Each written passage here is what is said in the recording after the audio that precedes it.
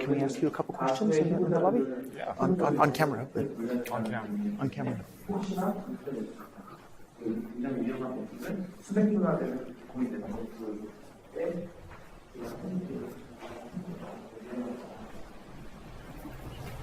So I'm sorry, I remember you were here last time and I forgot your name, but Calvin. Calvin, nice to see you again, Calvin. So I'm a little curious, like you're here at the Bitcoin Cash meetup today with the Dragon's Den hat and a BlockStream shirt. Like, if you don't mind, tell us why you're here today. Well, the presentation that Jeff was giving was about logical arguments for Bitcoin Cash schemes.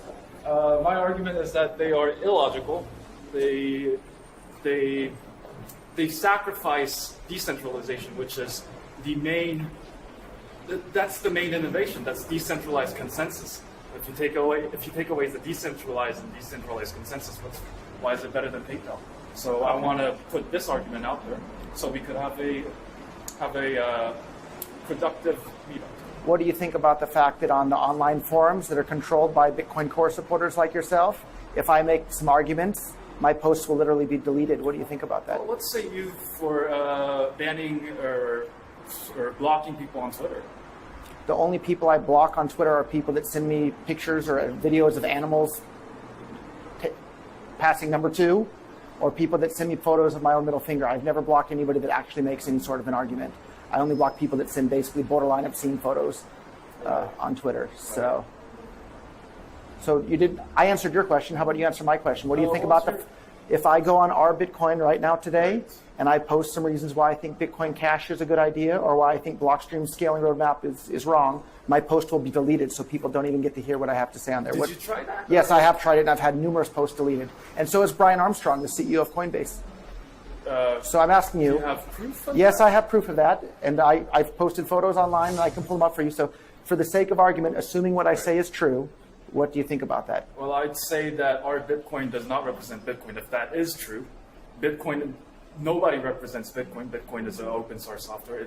Nobody controls Bitcoin. That's the point of Bitcoin. So I support Bitcoin. But What is Bitcoin to you? Bitcoin is a new type of innovation that in the world of today, there were no decentralized consensus before. Now we have it. Would you say it's a peer-to-peer electronic cash system? I would say decentralized consensus is the main innovation in Bitcoin. And so would you say that it's a peer-to-peer electronic cash system? I would say it's a peer-to-peer electronic cash system. Do you think that's what BlockStream is busy building? I believe so, because with the new innovations coming from the Lightning Network with the L2 paper that's coming. Can you help me set up a Lightning wallet on my phone here and send me some money via Lightning? Well, currently, you can't. What? Currently, the development for mobile wallets aren't there for a mobile phone. So hold on, you want me to use Lightning Network, but it's not possible to use Lightning Network. Is that what I just heard? Lightning Network is still in beta, so it's still coming along. So you guys, hold on. You can currently use it for internet, and you can currently use it on which app can I your install and use it on my phone to make a payment for at a shop? It will come.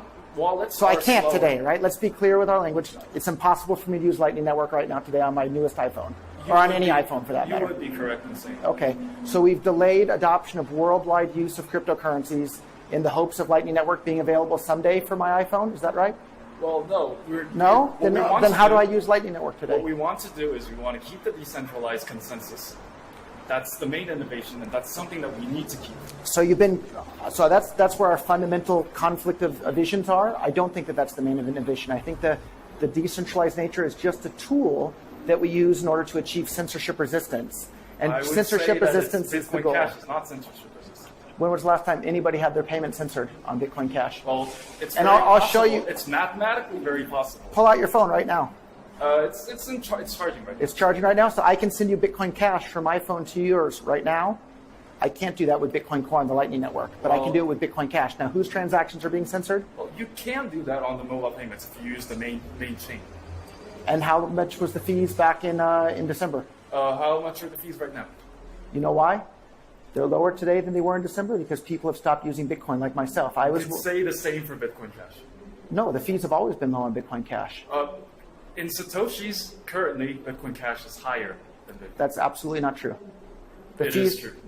How much do you want to bet? Let's bet $1,000 on it right now. We'll pull up it and look it up right now. Would you like to bet on that? I'm a college student. I do not have that kind of. How about a gentleman's bet? And we'll look it up. And if you're wrong, you can wear a Bitcoin Cash T-shirt the next time you come to a meetup. How is that fair? And if I'm wrong, I'll wear a BlockStream T-shirt at the next time I come to a meetup in Korea.